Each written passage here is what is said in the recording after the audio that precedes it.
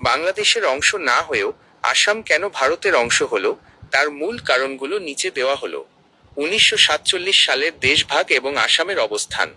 1947 সালে যখন ব্রিটিশরা ভারত ভাগ করে, তখন দুটি নতুন রাষ্ট্র তৈরি হয়, ভারত এবং পাকিস্তান। এই বিভাজনটা মূলত ধর্মীয় সংখ্যাগরিষ্ঠতার ওপর ভিত্তি করে হয়েছিল।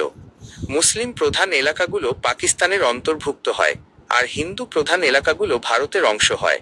তখন আসামে হিন্দু জনসংখ্যাই সংখ্যাগরিষ্ঠ ছিল।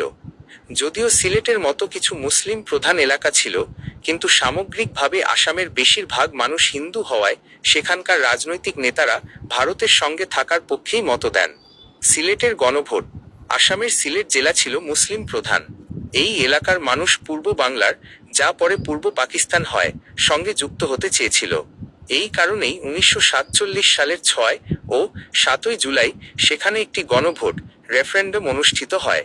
এই গণভোটে সিলেটের মুসলিম সংখ্যাগরিষ্ঠ মানুষ পাকিস্তানের পক্ষে ভোট দেয়।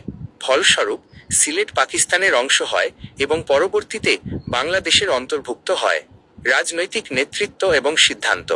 আসামের তৎকালীন প্রধান রাজনৈতিক নেতৃত্ব, বিশেষ করে গোপীনাথ বরদলৈয়ের মতো নেতারা আসামকে ভারতের অংশ হিসেবে রাখার জন্য জোরদার চেষ্টা করেন।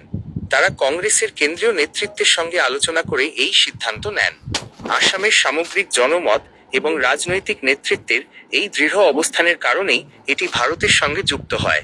সুতরাং মূল বিষয় হল আসামের সংখ্যাগরিষ্ঠ মানুষের ধর্মীয় পরিচয় এবং রাজনৈতিক নেতৃত্বের সিদ্ধান্ত, যা আসামকে পূর্ব বাংলা বা পাকিস্তানের থেকে আলাদা করে ভারতের অংশ হিসেবে প্রতিষ্ঠিত করে।